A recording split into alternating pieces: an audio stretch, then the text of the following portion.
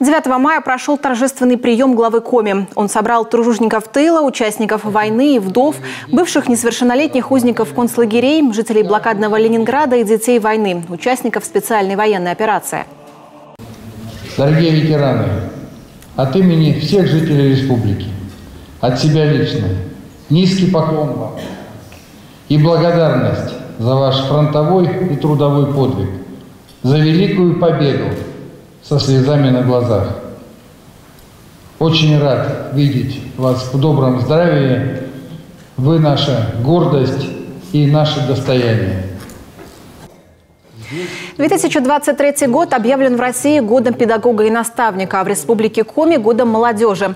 Владимир Уйба отметил, что именно ветераны – наши лучшие наставники и пример для подрастающего поколения. Также глава обратился к участникам специальной военной операции. Он поблагодарил их за преданность Родине и то, что они не остались в стороне в сложный период для Отечества и встали на его защиту.